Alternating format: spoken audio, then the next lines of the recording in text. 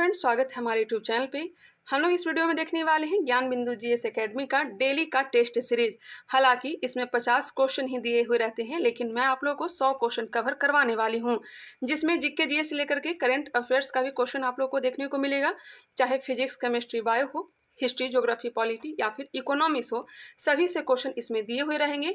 आप लोग लास्ट में कमेंट करके बता सकते हैं 100 क्वेश्चन में कितने क्वेश्चन आप लोग का सही हुआ। तो सबसे पहले सोशल साइंस का क्वेश्चन देखेंगे, उसके बाद साइंस को भी कवर करेंगे। फर्स्ट नंबर क्वेश्चन है, मोह असम्मतता पाई जाती है। बताएंगे, मोह असम्मतता पाई जाती है। हमारी पृथ्वी के भूगर्भीय संरचना की बात की जाए तो इसे 3 भागों में बांटा गया है। कितने भागों में? 3 भागों में बांटा गया है। ऊपरी वाले भाग को कहते हैं क्रस्ट, बीच वाले भाग को कहते हैं मेटल और निचले वाले भाग को क्या कहते हैं? कोर कहते हैं।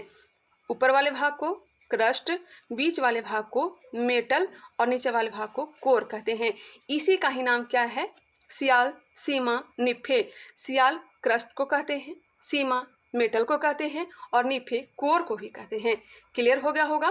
क्रस्ट को मेटल से कौन सी लाइन अलग करती है? बताएंगे, क्रस्ट को मेटल से कौन सी लाइन अलग करती है? तो ये हो जाएगा मोह असंबद्धता। मोह असंबद्धता। मेटल को कोर से कौन सी लाइन अलग करती है? ये हो जाएंगे गुटेनबर्ग असंबद्धता। गुटेनबर्ग असंबद्धता। याद रखिएगा, क्रस्ट को मेटल से अलग मोह, मेटल को कोर से अलग गुटेनबर्ग। अब क्रस्ट, मेटल, कोर को भी 2 भागों में बांटा गया है। क्रस्ट, मेटल, कोर को भी 2 भागों में बांटा गया है। कौन कौन सा लाइन है इसे याद रखेंगे, जैसे कि अपर क्रस्ट, लोअर क्रस्ट, अपर मेटल, लोअर मेटल, अपर कोर, लोअर कोर। ठीक है। अब हम लोग याद करेंगे, इसका एक ट्रिक है, कर ले। क्या ट्रिक है? कर ले। तो अपर क्रस्ट को लोअर क्रस्ट से अलग कौन सी लाइन करती है? तो इसका नाम है कॉनरोड असंबद्धता। क्या नाम है? क से हो जाएगा कॉनरोड असंबद्धता। उसके बाद अपर मेटल को लोअर मेटल से कौन सी लाइन अलग करती है? तो इसका नाम है रेपटी असंबद्धता। रेपटी असंबद्धता। कोर को, अपर कोर को लोअर कोर से कौन सी लाइन अलग करती है? तो इसका नाम है लेहमैन। क्या नाम है? लेहमैन। ट्रिक याद रखिएगा, कर ले। क से हो गया कॉनरोड, र से हो गया रेपटी और ल से हो गया लेहमैन। क्लियर हो गया होगा। तो इसका जो राइट आंसर हो जाएगा ऑप्शन नंबर ए, भूपर्पटी एवं ऊपरी मेटल। ऊपरी मेटल भी हम लोग कह सकते हैं। क्लियर हो गया होगा। नेक्स्ट क्वेश्चन पे आते हैं। ग्रेट बैरियर रीफ है। ग्रेट बैरियर रीफ है। और ये भी याद रखिएगा, क्रस्ट की जो गहराई है 30 से 35 किलोमीटर, मेटल की जो गहराई है यह है 2900 किलोमीटर और उसके बाद कोर देखने को मिलता है। ग्रेट बैरियर रीफ कहाँ है? तो ऑस्ट्रेलिया के निकट एक प्रवाल भित्ति। ऑप्शन नंबर ए बिल्कुल राइट आंसर हो जाएगा। और यह भी क्वेश्चन पूछा गया है कि ग्रेट बैरियर रीफ जो है ऑस्ट्रेलिया के किस तरफ है? तो ऑस्ट्रेलिया के उत्तर पूर्वी वाले भाग में है। कौन से भाग में है? उत्तर पूर्वी वाले भाग में है। और यह जो है सबसे बड़ा प्रवाल है great barrier reef. Next question है क्वेश्चन नंबर 3। सूर्य ग्रहण होता है। ग्रेट बैरियर रीफ जो है प्रशांत महासागर में है। सूर्य ग्रहण होता है प्रत्येक पूर्णिमा को, प्रत्येक अमावस्या को, सूर्य पृथ्वी चंद्रमा के एक परिक्रमण काल तल पे आने से, सूर्य चंद्रमा पृथ्वी के एक परिअमन तल पर आने से। इसका जो राइट आंसर हो जाएगा ऑप्शन नंबर डी। मैं बिल्कुल आराम से चल रही हूँ, आप लोग आंसर दे सकते हैं। मलक्का जल संयोजी में आने जाने की सुविधाएं हैं।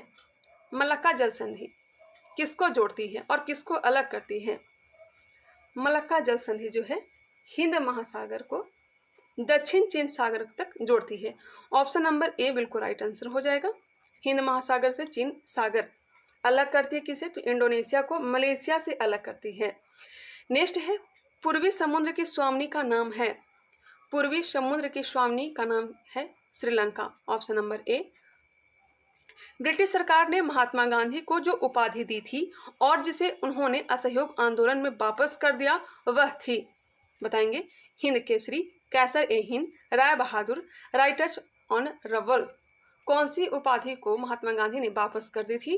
तो इसका राइट आंसर हो जाएगा कैसर ए हिंद। निम्न में से किसने स्वराज पार्टी निर्माण करने के लिए कांग्रेस के अध्यक्ष पद से त्यागपत्र दिया था?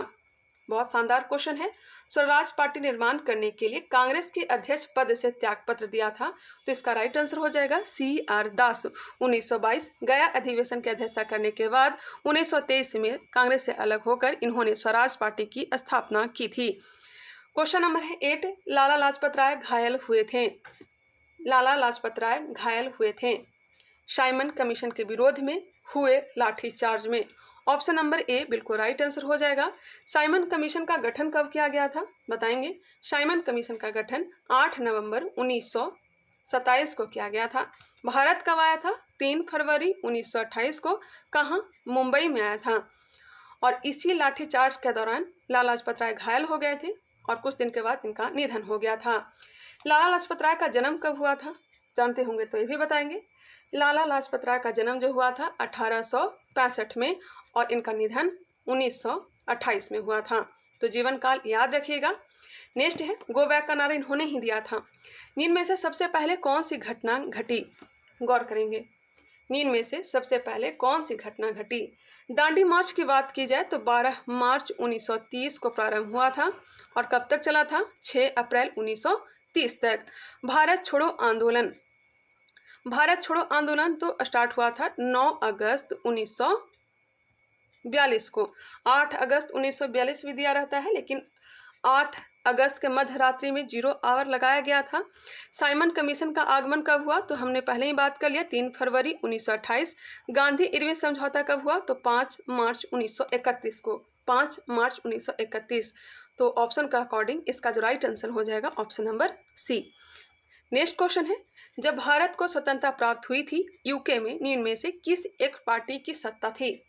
ब्रिटेन की बात हो रही है, वहां कौन सी सत्ता थी जब हमारा भारत देश आज़ाद हुआ था।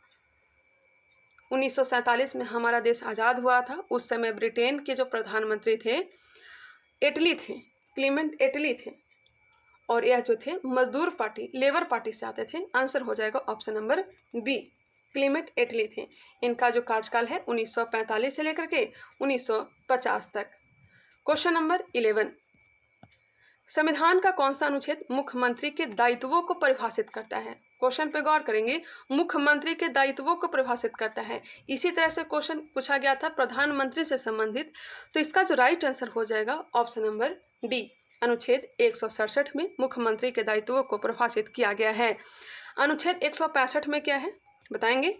165 में है महाधिवक्ता की चर्चा, जो कि राज्य का सबसे बड़ा कानून मंत्री होता है महाधिवक्ता, और महान्यायवादी हमारे देश का सबसे बड़ा कानूनी अधिकारी होता है। और 164 में क्या है, तो सीएम की नियुक्ति की चर्चा किया गया है। सीएम और अन्य मंत्रियों की जो नियुक्ति की जाती है अनुच्छेद 164 के तहत। संविधान का कौन सा संशोधन एक व्यक्ति को 2 या 2 से अधिक राज्यों का राज्यपाल नियुक्त करने का अधिकार देता है। संयुक्त हाई कोर्ट का भी अधिकार देता है। यह देता है 7वां संविधान संशोधन 1956, 7वां संविधान संशोधन 1956। नेक्स्ट क्वेश्चन पे आ जाइए। और अनुच्छेद 153 में क्या कहा गया है, प्रत्येक राज्य में एक राज्यपाल होगा। राज्य विधान परिषद के विषय में सही क्या है, राज्य विधान परिषद के विषय में सही क्या है। ऑप्शन पे गौर करेंगे, इसका कार्यकाल 6 वर्ष है। जी नहीं, इसका कार्यकाल 6 वर्ष नहीं है, इसके सदस्यों का कार्यकाल 6 वर्ष है। यह एक अस्थायी सदन है। जी बिल्कुल, यह एक अस्थायी सदन है। यह भंग नहीं किया जा सकता। जी हाँ, यह भंग नहीं किया सकता। इसका कार्यकाल 6 वर्ष है। इसका कार्यकाल 6 वर्ष है। नहीं, इसका कार्यकाल नहीं, इसके सदस्यों का कार्यकाल 6 वर्ष का है। सदस्य विधानसभा द्वारा निर्वाचित होते हैं। 1/6 सदस्य विधानसभा द्वारा निर्वाचित होते हैं। नहीं, 1/6 नहीं, 1/3 सदस्य विधानसभा द्वारा निर्वाचित होते हैं। 1/6 सदस्य जो निर्वाचित होते हैं, 1/6 सदस्य जो है राज्यपाल के द्वारा, यह भी गलत है। नेक्स्ट है, प्रति दूसरे वर्ष 1/3 सदस्य सेवानिवृत्त हो जाते हैं। यह सही दिया गया है, प्रति दूसरे वर्ष इसके 1/3 सदस्य सेवानिवृत्त हो जाते हैं। उपराज्यपाल सदन का सभापति होता है। यह भी गलत दिया गया है। इसके सदस्यों का कार्यकाल 6 वर्ष होता है। यह भी सही है। 2, 3, 6 और 8 है जो सही दिया गया है। आप लोग भी देख लेंगे। इसका जो राइट आंसर हो जाएगा ऑप्शन नंबर सी होगा। उच्चतम न्यायालय मामलों की सुनवाई नई दिल्ली में करता है, परंतु अन्य स्थान पर भी सुनवाई कर सकता है। उच्चतम न्यायालय मामलों की सुनवाई नई दिल्ली में करता है, परंतु अन्य स्थान पर भी सुनवाई कर सकता है। इसका आंसर जो है आप लोग कमेंट बॉक्स में देंगे। नेक्स्ट क्वेश्चन, निम्नांकित में से भारत के किस मुख्य न्यायाधीश ने राष्ट्रपति के रूप में भी काम किया। राष्ट्रपति के रूप में काम किया? कौन? Justice M Hidayatullah. Justice M Hidayatullah. किस वायसराय ने भारत को राष्ट्र मानने से इनकार कर दिया था एवं कांग्रेस को मन के उद्गार निकालने वाली संस्था की संज्ञा दी? कांग्रेस के बारे में कहा गया है मन के उद्गार निकालने वाली संस्था, यह संज्ञा दी थी लॉर्ड कर्जन ने। Lord Curzon. इसका कार्यकाल है 1899 से 1905। नेक्स्ट क्वेश्चन आ जाइए। स्वदेशी आंदोलन के मंद होने के बाद बंगाल में स्थापित क्रांतिकारियों का प्रथम गुप्त संगठन कौन सा था? अनुशीलन समिति। ऑप्शन नंबर ए, अनुशीलन समिति। Next question, question number 18। निम्नलिखित में से किस आपात स्थिति की घोषणा राष्ट्रपति बिना किसी सलाह के भी कर सकता है? किस आपात स्थिति की घोषणा राष्ट्रपति बिना किसी सलाह के भी कर सकता है? बताएंगे? तो इसका जो राइट आंसर हो जाएगा इनमें से कोई नहीं, क्योंकि कोई भी आपातकाल हो उसे लगाने के लिए सलाह की जरूरत पड़ती ही है। अनुच्छेद 352 के तहत मंत्रिमंडल की लिखित सिफारिश पर राष्ट्रपति राष्ट्रीय आपातकाल लगाया जाता है। 352 के तहत राष्ट्रीय आपातकाल लगाया जाता है। 356 के तहत राष्ट्रपति शासन, यह मंत्रिमंडल के सलाह पर लगाया जाता है। और 360 वित्तीय आपातकाल, यह भी मंत्रिमंडल के सलाह पर लगाया जाता है। एक जो है लिखित सलाह पर, लिखित सिफारिश पर, और दूसरा जो है और तीसरा जो है यह हो जाएगा मंत्रिमंडल के सिर्फ सलाह पर। तो इसका जो राइट आंसर हो जाएगा ऑप्शन नंबर डी। अभी तक वित्तीय आपातकाल हमारे देश में नहीं लगा है। संवैधानिक उपचारों के अंतर्गत सर्वोच्च न्यायालय व उच्च न्यायालय को कौन से प्रलेख जारी नहीं करते हैं? सर्वोच्च न्यायालय व उच्च न्यायालय अनुच्छेद 32 के तहत 5 प्रकार के रीट सर्वोच्च न्यायालय सुप्रीम कोर्ट, अनुच्छेद 226 के तहत उच्च न्यायालय रीट जारी करती है। बंदी प्रत्यक्षीकरण, परमादेश, प्रतिषेध, उत्प्रेषण, अधिकार परीक्षा। निषेधाज्ञा नहीं होगा। ऑप्शन नंबर बी बिल्कुल राइट आंसर है। भारत में नीचे दिए गए खाद्यान्नों का उनके उत्पादन मिलियन टन में का सही अवरोही क्रम कौन सा है? भारत में सबसे ज्यादा कौन सा अनाज उपजता है? तो पहले नंबर पे हो जाएगा चावल, चावल के बाद गेहूं, गेहूं के बाद मोटे अनाज, फिर दाल। Option number D. Next question, Nepal के पड़ोसी भारतीय राज्यों का युग्म है। नेपाल के पड़ोसी भारतीय राज्य की बात की जा रही है। सिक्किम और भूटान। सिक्किम का तो सीमा लगता है लेकिन भूटान देश है, राज्य तो है नहीं। असम का सीमा नेपाल से नहीं लगता है, बिहार का लगता है। उत्तर प्रदेश का सीमा लगता है लेकिन हरियाणा का नहीं लगता है। लेकिन हाँ, ऑप्शन नंबर बी में जो दिया गया है सिक्किम और बिहार दोनों का सीमा नेपाल के साथ लगता है। इसका right answer option number B. निम्न कथनों में से कौन सा एक सही है? कौन सा एक कथन है जो सही दिया गया है? ऑप्शन पे गौर करेंगे। केवल राज्यसभा में ही न कि लोकसभा में मनोनीत सदस्य हो सकते हैं। केवल राज्यसभा में ही न कि लोकसभा में मनोनीत सदस्य हो सकते हैं, यह गलत दिया गया है। राज्यसभा में आंग्ल भारतीय समुदाय के 2 सदस्यों को मनोनीत करने का संविधान में प्रावधान है, राज्यसभा में नहीं, लोकसभा में। यह भी गलत है। किसी मनोनीत सदस्य की मंत्री पद के लिए नियुक्ति पर संवैधानिक वर्जना नहीं है, यह सही दिया गया। किसी मनोनीत सदस्य के मंत्री पद के लिए नियुक्ति पर संवैधानिक वर्जना नहीं है, यह सही है। मनोनीत सदस्य राष्ट्रपति तथा उपराष्ट्रपति के चुनाव में मत दे सकता है, नहीं। मनोनीत सदस्य राष्ट्रपति तथा उपराष्ट्रपति के चुनाव में मत नहीं दे सकता है। चलिए नेक्स्ट क्वेश्चन आ जाइए, क्वेश्चन नंबर 23। 1756 में कलकत्ता पर नवाब सिराजुद्दौला द्वारा आक्रमण किए जाने का तत्कालीन कारण निम्नलिखित में से कौन सा एक था? 1756 में कलकत्ता पर नवाब सिराजुद्दौला द्वारा आक्रमण किए जाने का तत्कालीन कारण निम्नलिखित में से कौन सा था? ऑप्शन को पहले ध्यान से देखें। अंग्रेजी कंपनी द्वारा व्यापार कर अदा करने से इनकार, अंग्रेजों के नवाब के विरुद्ध उसे गद्दी से हटाने की दृष्टि से षड्यंत्र किया, सिराजुद्दौला अंग्रेजों के बंगाल के बाहर खरीदना चाहता था, कलकत्ता की किलेबंदी को ध्वस्त करने से अंग्रेजों का इनकार, यह सही दिया गया है। Option number D. इसी के समय ब्लैक होल की घटना हुई थी 20 जून 1756 को और यही तत्कालीन कारण बना था प्लासी का युद्ध। नेक्स्ट है, निम्नलिखित में से कौन सा युग्म सही है? हौज खास। हौज खास जो है दिल्ली में ही है। हौज खास का निर्माण करवाया था अलाउद्दीन खिलजी ने, फिरोज शाह तुगलक ने नहीं, गलत है। कुतुब मीनार का निर्माण कुतुबुद्दीन ऐबक ने किया था, पूरा इल्तुतमिश ने करवाया था, यह भी गलत है। सिरी का किला का निर्माण अलाउद्दीन खिलजी ने किया है, जी बिल्कुल, यह सही दिया गया है। फिरोज शाह कोटला का निर्माण किया गया है फिरोज शाह तुगलक के द्वारा, ना कि इल्तुतमिश के द्वारा। फिरोज शाह कोटला का ही नाम चेंज करके अरुण जेटली कर दिया गया है। मगध के निम्न शासकों का सही कालक्रम क्या है? मगध के निम्न शासकों का सही कालक्रम क्या है? गौर करेंगे। हर्यक वंश का शासक उदयन का नाम दिया गया है, उसके बाद शिशुनाग वंश का शिशुनाग, शिशुनाग के बाद कालाशोक और नंद वंश का अंतिम शासक घनानंद। 1 4 2 3, 1 4 2 3, ऑप्शन नंबर सी बिल्कुल राइट आंसर। क्वेश्चन नंबर 26, निम्नलिखित कथनों पर विचार कीजिए। लॉर्ड वेवल के समय 1945 ईस्वी में शिमला समझौता हुआ था। जी हाँ, शिमला समझौता जो हुआ था 25 जून 1945 से लेकर 14 जुलाई 1945 तक कहाँ हुआ था? तो शिमला में लॉर्ड वेवल के समय। लॉर्ड वेवल का जो कार्यकाल है 1944 से 1947 तक है। लॉर्ड लिनलिथगो के कार्यकाल में 8 अगस्त 1940 को अगस्त प्रस्ताव लाया गया था। हाँ, अगस्त प्रस्ताव लाया गया था 1940 में। चेम्सफोर्ड के समय अगस्त घोषणा लाया गया था। लॉर्ड वेलिंगटन ने कांग्रेस के बम्बई अधिवेशन में हिस्सा लिया था। हाँ, 1915 बम्बई अधिवेशन, अध्यक्षता किया था सत्येंद्र प्रसाद सिन्हा ने। तीनों के तीनों सही दिया गया है, आंसर हो जाएंगे डी हो जाएंगे। बिल्कुल आराम से चल रहे हैं, किन्हीं को फास्ट करके देखना चाहें तो आप लोग फास्ट करके भी देख सकते हैं। पूना पैक्ट का परिणाम था कि दलित लोग के लिए सीट सुरक्षित रखी गई, जबकि समान चुनाव की सीटें घटा दी गई। आंसर हो जाएगा डी। पूना पैक्ट का परिणाम था कि दलित लोग के लिए सीट सुरक्षित रखी गई, जबकि समान चुनाव की सीटें घटा दी गई। Option number D. Poona pact के बारे में तो पता ही होगा। नेक्स्ट क्वेश्चन पे आ जाइए। निम्न कथनों पर विचार कीजिए, ध्यान देंगे। 42वां संविधान संशोधन 1976 द्वारा भारतीय नागरिकों के लिए 10 मूल कर्तव्य संविधान में जोड़ा गया। जी हाँ, 10 मूल कर्तव्य को सरदार स्वर्ण सिंह समिति की अनुशंसा पर जोड़ा गया है, सोवियत संघ से लिया गया था।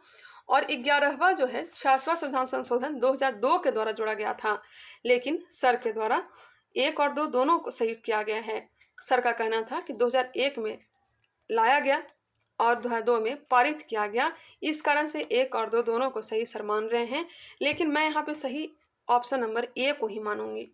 केवल एक जो है सही है, क्योंकि 66वां संविधान संशोधन 2001 के द्वारा नहीं, 2002 द्वारा 11वां मूल कर्तव्य जो है संविधान में जोड़ा गया था। बाकी आप लोग जो आंसर मानना चाहें मान सकते हैं। क्वेश्चन नंबर 29, निम्न में से कौन सा कथन असत्य है? कौन सा कथन जो है गलत दिया गया है?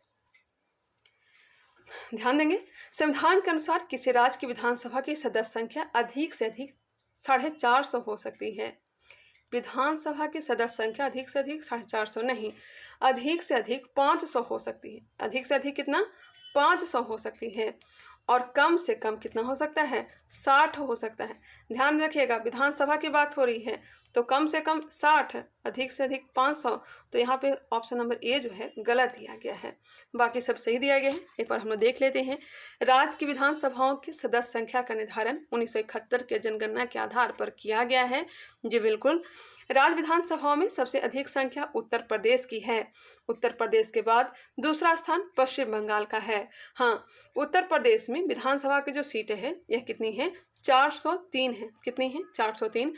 पश्चिम बंगाल का कितना है? 294। तीसरा स्थान महाराष्ट्र का। महाराष्ट्र में विधानसभा का सीट है 288, यह सही है। पुडुचेरी तथा दिल्ली संघ राज्य क्षेत्र हेतु भी विधानसभा की व्यवस्था की गई है। हाँ, यहाँ भी विधानसभा की व्यवस्था किया गया है, सही है। निम्न में से किसे भारत की झींगा राजधानी कहा जाता है? मछलीपट्टनम, नागापट्टिनम, नेल्लौर, चेन्नई। भारत की झींगा राजधानी नेल्लौर को कहा जाता है। नेल्लौर आंध्र प्रदेश में है, आंसर हो जाएंगे डी। ईस्ट वेस्ट कॉरिडोर किसे जोड़ता है? ईस्ट वेस्ट कॉरिडोर किसे जोड़ता है बताएंगे? पोरबंदर को सिलचर से। पोरबंदर को सिलचर से। सिलचर कहाँ है? तो आसाम में है। और नॉर्थ साउथ कॉरिडोर श्रीनगर से कन्याकुमारी को जोड़ता है। नॉर्थ टू साउथ श्रीनगर से कन्याकुमारी को जोड़ता है। और एक दूसरे को कॉरिडोर कहाँ काटता है? तो झांसी में। निम्नलिखित युगों पर विचार कीजिए। रणथंभौर, रणथंभौर है कहाँ? राजस्थान में, बाघ के लिए प्रसिद्ध है, यह सही दिया गया है। पेरियार केरल में है, हाथी के लिए प्रसिद्ध। मानस असम, और यह जो है मानस जो है एक सिंग वाले गेंडे के लिए प्रसिद्ध है, यह गलत दिया गया है। गिर राष्ट्रीय उद्यान गैंडा के लिए यह गलत है। गिर जो है शेर के लिए प्रसिद्ध है। 1 और 2 जो है सही दिया गया है। आंसर हो जाएगा ऑप्शन नंबर बी। भारत का राष्ट्रपति किस प्रकार का प्रधान है? वास्तविक और लोकप्रिय, वास्तविक, राजनीतिक और नाम मात्र का, संवैधानिक और नाम मात्र का। भारत का राष्ट्रपति किस प्रकार का प्रधान है? तो ये हो जाएगा संवैधानिक और नाम मात्र का। Option number D. किन 2 स्थानों से हड़प्पा वासियों का चिकित्सा के प्रति विश्वास और खोपड़ी की राज चिकित्सा के प्रमाण प्राप्त हुए हैं? चिकित्सा के प्रति विश्वास और खोपड़ी की राज चिकित्सा के प्रमाण प्राप्त हुए हैं। आंसर हो जाएगा लोथल और कालीबंगा से। ऑप्शन नंबर सी बिल्कुल राइट आंसर। निम्न में से कौन सही सुमेलित नहीं है? कौन सही नहीं दिया गया है? तहकीक ए हिंद किसकी पुस्तक है? अलबरूनी की। तहकीक ए हिंद अलबरूनी की है। शाहनामा फिरदौसी की है। तारीख ए फिरोज शाही बर्नी की पुस्तक है। जलाउद्दीन बर्नी की पुस्तक है। और तारीख ए यामनी उतवी की पुस्तक है। तो 1 और 2 जो है सही दिया गया है और 3 और 4 जो है गलत दिया गया है। क्वेश्चन पूछा जा रहा है सही सुमेलित नहीं है 3 और 4। ऑप्शन नंबर हो जाएगा डी। नेक्स्ट क्वेश्चन, संविधान का कौन सा अनुच्छेद उच्च न्यायालय को यह अधिकार देता है कि अगर निम्न न्यायालय के विचाराधीन मुकदमों में संविधान की व्याख्या से संबंध प्रश्न हो तो उस मुकदमे को अपने अधीन मंगा सकता है? एक बार फिर से आप लोग क्वेश्चन को ध्यान से देख लें, उसके बाद आंसर बताएं।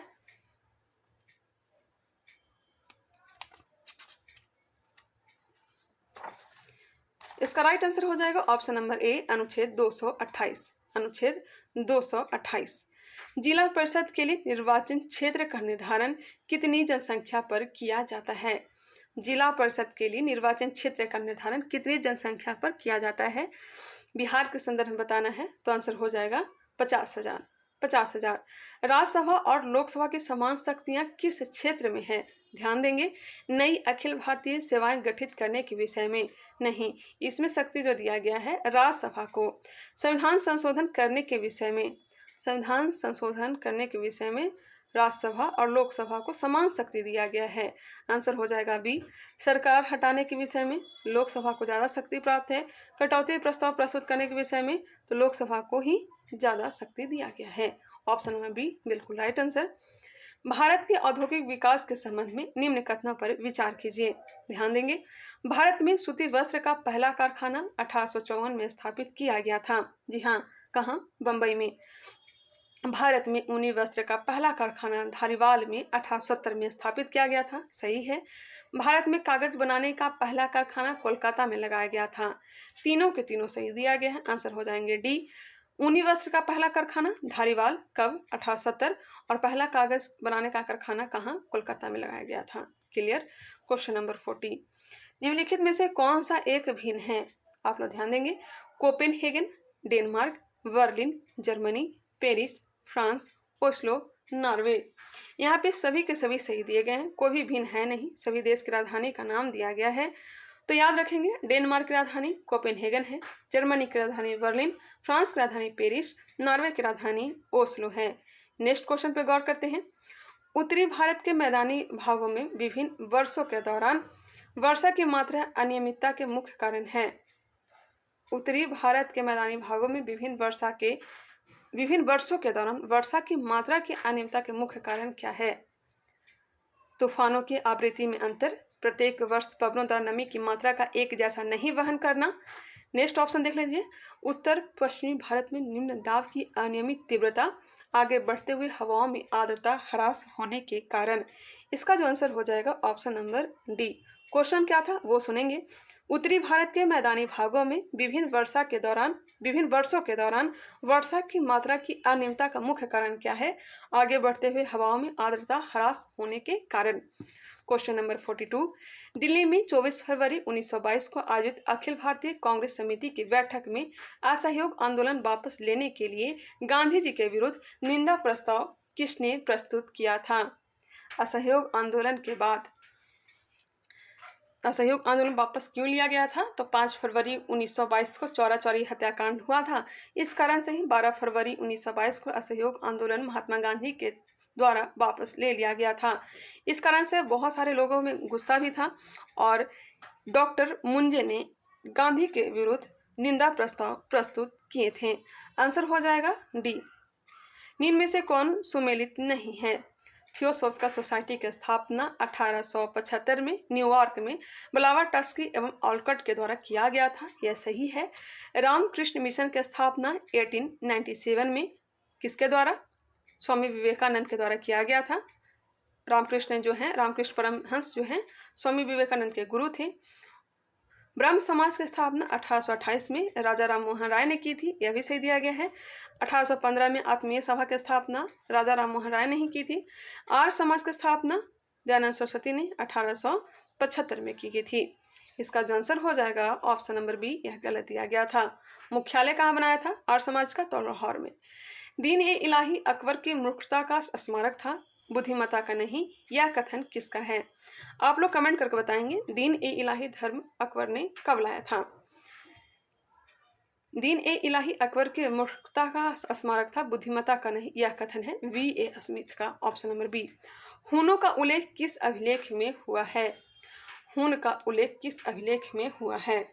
हून का जो आक्रमण हुआ था गुप्त काल के समय, और सबसे ज्यादा हून आक्रमण हुआ था स्कंद गुप्त के समय। तो इसका जो राइट आंसर हो जाएगा स्कंद गुप्त के भीतरी स्तंभ लेख। बाकी सब याद रखिएगा। समुद्रगुप्त का प्रयाग प्रशस्ति अभिलेख है, निर्माण करवाया था हरिसेन ने। चंद्रगुप्त का मेहरौली स्तंभ लेख है जो कि दिल्ली में है। कुमार गुप्त का मदसौर अभिलेख है। क्वेश्चन नंबर 46, क्या संसद द्वारा पारित किसी धन विधेयक पर राष्ट्रपति अपनी अनुमति देने से इनकार कर सकता है? बताएंगे। क्या संसद द्वारा पारित किसी धन विधेयक पर राष्ट्रपति अपनी अनुमति देने से इनकार कर सकता है? तो आंसर हो जाएगा नहीं, बिल्कुल भी नहीं, ऑप्शन नंबर सी। केंद्रीय सतर्कता आयोग के संदर्भ में कौन सा कथन असत्य है? केंद्रीय सतर्कता आयोग लाया कब गया था? केंद्रीय सतर्कता आयोग आया कब था? 1964 में, भ्रष्टाचार पर रोक लगाने के लिए। केंद्रीय सतर्कता आयोग एक त्रिसदस्यीय निकाय है। जी हाँ, एक अध्यक्ष 2 अन्य सदस्य। केंद्रीय सतर्कता आयोग के सदस्यों की कार्य अवधि 4 वर्ष या 62 वर्ष की आयु तक होती है। 4 वर्ष का तो होता है, ये तो ठीक है, लेकिन 62 वर्ष की आयु तक नहीं, 65 वर्ष की आयु तक होता है। केंद्रीय सतर्कता आयोग के सदस्यों को सर्वोच्च न्यायालय की सिफारिश पर हटाया जाता है, सही है। केंद्रीय सतर्कता आयोग का मुख्यालय नई दिल्ली में है। जी हाँ। भारत की अंतर्राष्ट्रीय सीमा की लंबाई के अनुसार निम्नलिखित देशों को अवरोही क्रम में सजाएं, घटते क्रम में सजाएं। तो देखिए, सबसे ज्यादा जो सीमा लगती है बांग्लादेश के साथ, बांग्लादेश से जो सीमा की लंबाई है कितना है? 4096, मतलब 4096 किलोमीटर, 4096 किलोमीटर लंबाई है भारत बांग्लादेश सीमा की। दूसरे नंबर पे है चीन। चीन से सीमा लगती है 3488 किलोमीटर, 3488 किलोमीटर चीन के साथ। 33 किलोमीटर की सीमा लगती है पाकिस्तान के साथ। 1643 सीमा लगती है म्यांमार के साथ। नेपाल से लगती है 1751 और 106 लगती है अफगानिस्तान के साथ, और 699 लगता है भूटान के साथ। एक बार फिर से रिकॉल कर लेते हैं, आप लोग टेंशन ना लें। 4096 बांग्लादेश के साथ, 3488 किलोमीटर चीन के साथ, 3323 किलोमीटर पाकिस्तान के साथ, 1751 किलोमीटर, 1751 तो 1751 किलोमीटर नेपाल के साथ, 1643 किलोमीटर म्यांमार के साथ, 699 किलोमीटर भूटान के साथ, 106 किलोमीटर अफगानिस्तान के साथ। क्लियर हो गया होगा। इसका जो राइट आंसर हो जाएगा ऑप्शन नंबर ए। स्विट्जरलैंड की सर्वाधिक महत्वपूर्ण पवन है। स्विट्जरलैंड की सर्वाधिक महत्वपूर्ण पवन कौन सा है? तो ये हो जाएगा फोन, जो कि एक ठंडी पवन है। शिवाजी और बाजीराव प्रथम के बीच एक उभयनिष्ठ विशेषता थी जिसने युद्धों में उनकी सफलता सुनिश्चित की थी। मतलब दोनों में समानता क्या था वो बताना है। शिवाजी और बाजीराव प्रथम, इन दोनों में समानता है, छापामार युद्ध पद्धति। 50 क्वेश्चन हमने कंप्लीट कर लिया। अब हम लोग 50 क्वेश्चन साइंस का देखने वाले हैं। अगर वीडियो पसंद आया है तो आप लोग से रिक्वेस्ट है कि आप लोग लाइक करिएगा। अभी तक हमारे चैनल को सब्सक्राइब नहीं किया तो सब्सक्राइब कर लीजिए। आप लोग से रिक्वेस्ट है कि इसे शेयर भी किया करिए। तो चलिए साइंस के क्वेश्चन को भी देख लेते हैं। 1 मिनट के लिए आप रुक जाएंगे। चलिए इसे भी स्टार्ट करते हैं। फर्स्ट नंबर क्वेश्चन दिया गया साइंस एंड टेक्नोलॉजी से, निम्न में से कौन सी विशेषता अलैंगिक जनन में नहीं पाई जाती है? थोड़ा साइंस का क्वेश्चन का लेवल थोड़ा हार्ड है, इसलिए हम लोग थोड़ा आराम से चलेंगे। निम्न में से कौन सी विशेषता अलैंगिक जनन में नहीं पाई जाती है? बताएंगे।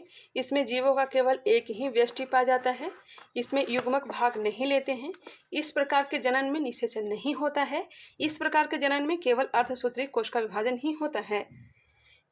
इसका आंसर हो जाएगा ऑप्शन नंबर डी। यह गलत दिया गया है। इस प्रकार के जनन में केवल अर्धसूत्री कोश का विभाजन ही होता है, यह गलत है। निम्नलिखित में से कौन एक कथन सही नहीं है? कौन सा कथन सही नहीं है?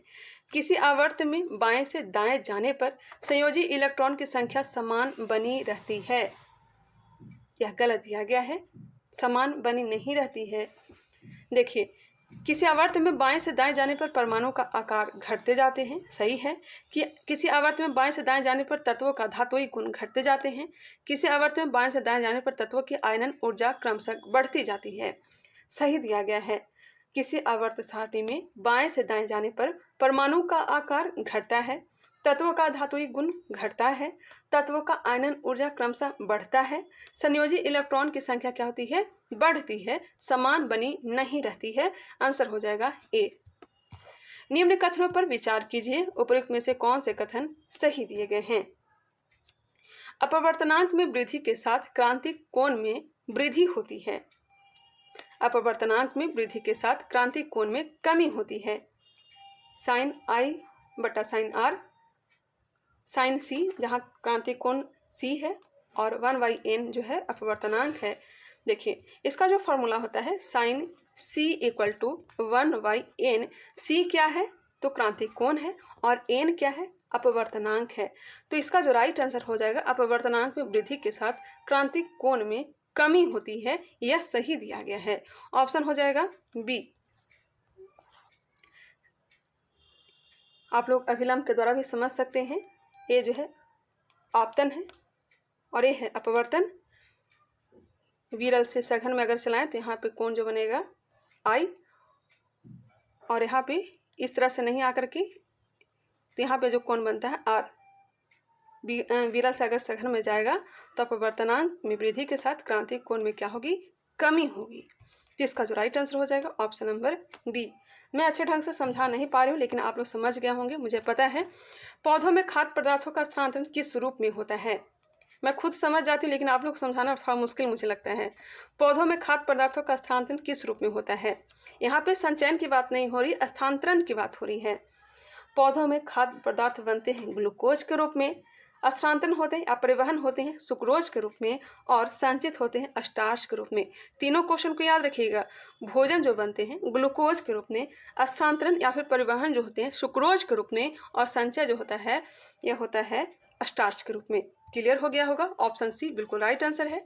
यदि x का इलेक्ट्रॉनिक विन्यास 286 और तत्व y का 2881 है, s तथा y के संयोग से बने यौगिक का रासायनिक सूत्र क्या होगा?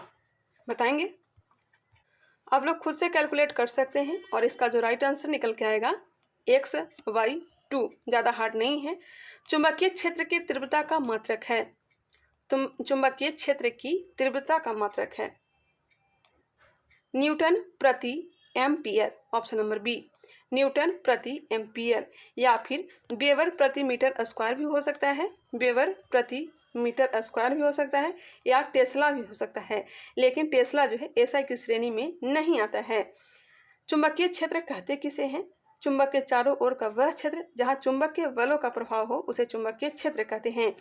चुंबकीय फ्लक्स का जो मात्रक है वेबर है। क्या है? वेबर है, या फिर न्यूटन मीटर प्रति एम्पियर, या फिर टेस्ला मीटर स्क्वायर जो हो जाएगा किसका है? चुंबकीय फ्लक्स का है। पक्षी कीट चमगादड़ के पंख हैं। पक्षी कीट चमगादड़ के पंख हैं। पक्षी कीट चमगादड़ के पंख जो है यह है असमजात अंग के उदाहरण। ऑप्शन हो जाएगा ए।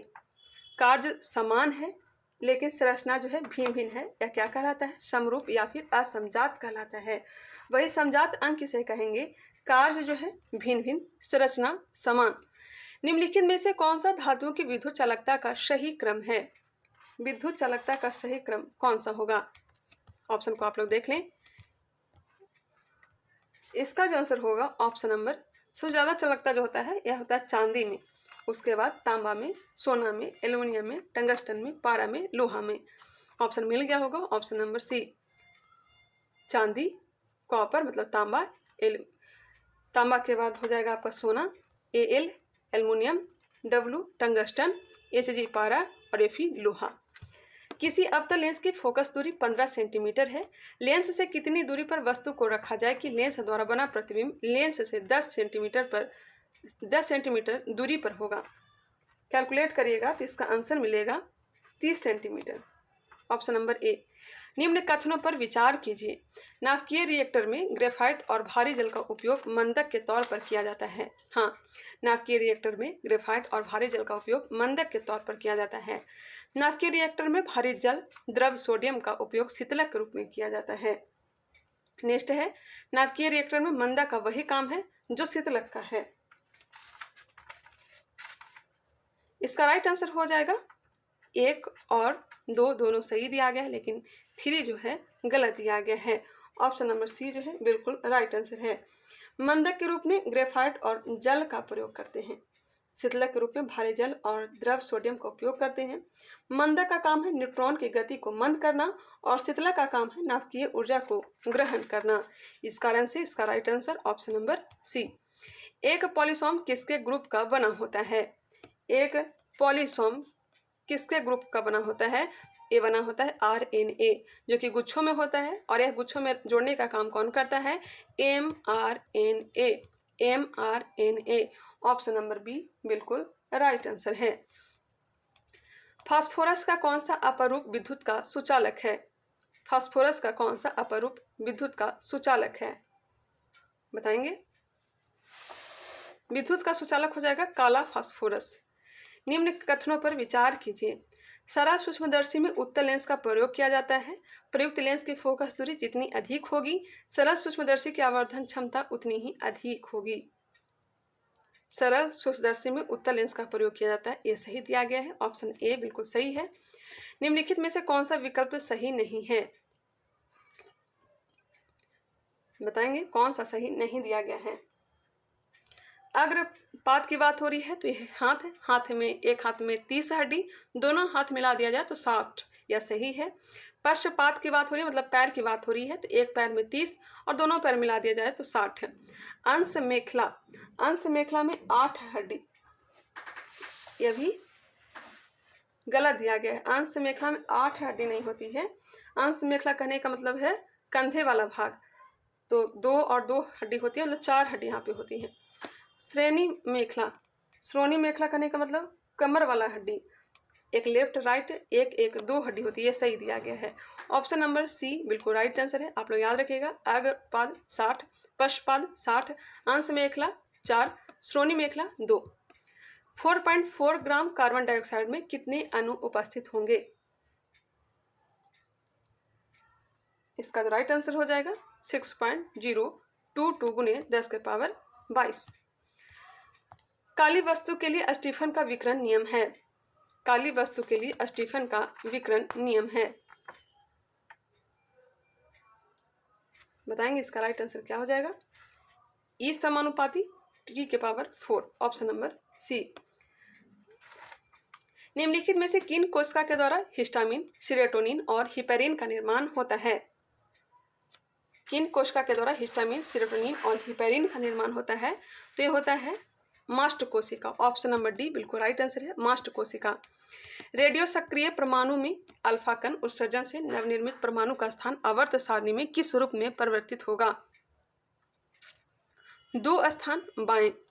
8 ओम प्रतिरोध वाले एक तार को बीच से 180 डिग्री मोड़ दिया जाता है और दोनों भागों को एक साथ ऐंठ दिया जाता है। अब इस तार के लिए नई प्रतिरोध का मान क्या है? न्यूमेरिकल है। इसका आंसर हो जाएगा option number B. Cryogenic engine का इस्तेमाल होता है। क्रायोजेनिक इंजन का इस्तेमाल किस में होता है? स्पेस शटल में। रात्रि में वृक्षों के नीचे सोने का सलाह नहीं दी जाती है, क्योंकि ये रात्रि के समय CO2 छोड़ते हैं। कठोर जल साबुन से झाग क्यों नहीं देता है? कठोर जल साबुन से झाग क्यों नहीं देता है? कठोर जल में कैल्शियम और मैग्नीशियम आयन होते हैं जो साबुन के साथ अवक्षेप बनाते हैं। अवमंदित कंपन में वस्तु के कंपन का आयाम समय के साथ घटता है। यदि एक पिता का रुधिर वर्ग ए है और माता का रुधिर वर्ग बी, तो बताइए कि उनकी पुत्री का निम्नलिखित में से कौन सा रुधिर वर्ग हो सकता है। ऑप्शन को पहले देख लें। आंसर हो जाएगा डी, बी भी हो सकता है, ए भी हो सकता है अथवा ओ हो सकता है। निम्नलिखित तत्वों में से कौन सा एक तनु HCl से अपक्रियाशील न होने से H2 नहीं बनाएगा। पारा Hg।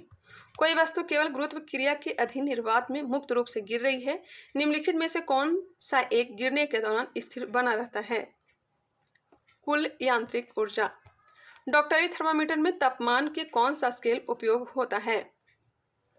डॉक्टरी थर्मामीटर में किसका प्रयोग किया जाता है। फ़ारेनहाइट स्केल का। एक ध्वनि तरंग 340 मीटर पर सेकंड की चाल से चलता है। यदि इसका तरंग दैर्ध्य 2 सेंटीमीटर हो तो तरंगों की आवृत्ति कितनी होगी। 17,000। Option number B. मानव में निम्नलिखित में से कौन सा एक रोग वायु द्वारा फैल सकता है।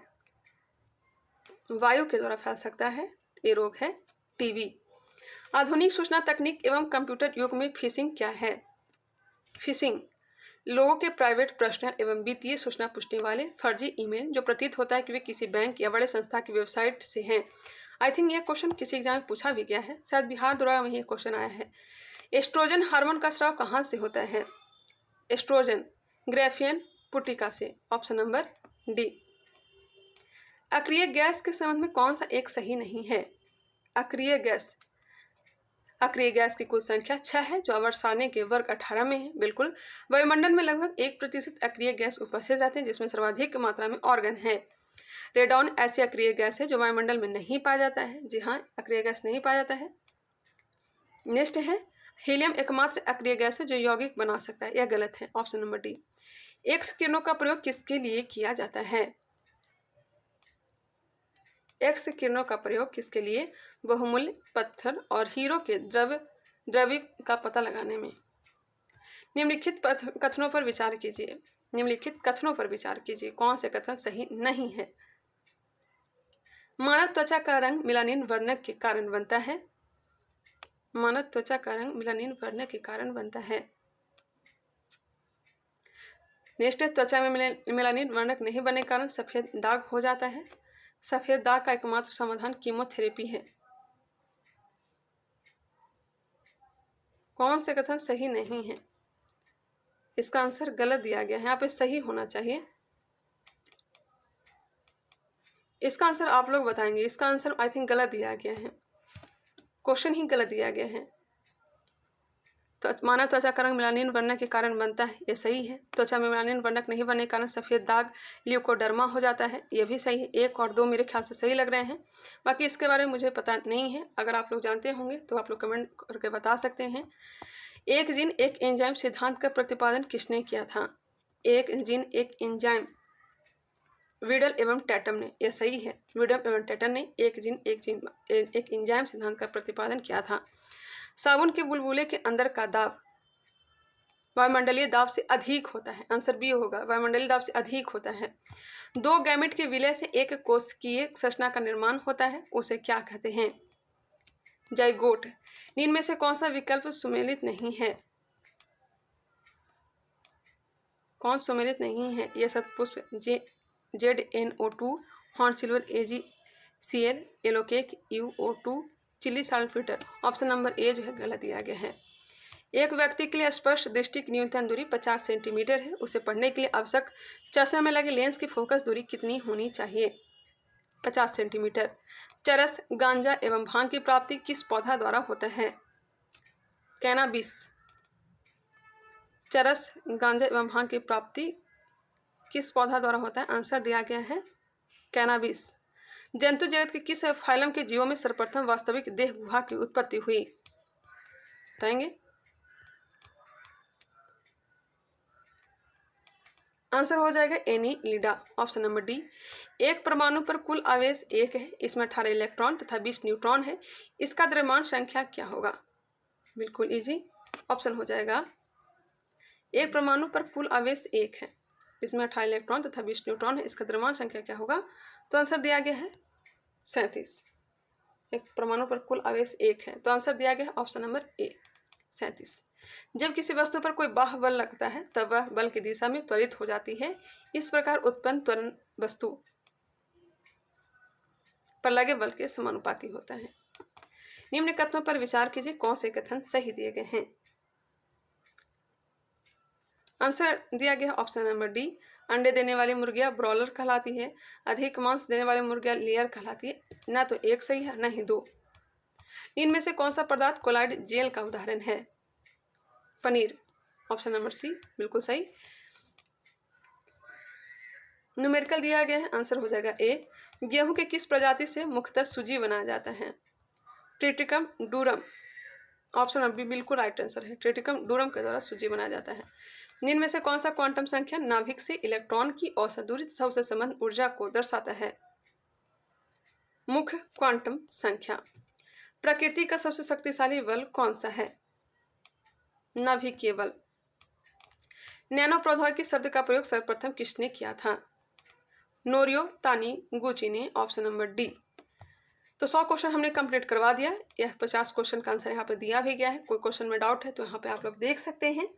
बाकी वीडियो कैसा लगा कमेंट करके बताएं, और आप लोग से गुजारिश है कि वीडियो पसंद आया तो लाइक करें, कमेंट करके बताएं वीडियो कैसा लगा, और इस तरह से वीडियो आप लोग को चाहिए या फिर नहीं वो भी आप लोग बता सकते हैं। तो चलिए मिलते हैं नेक्स्ट वीडियो में।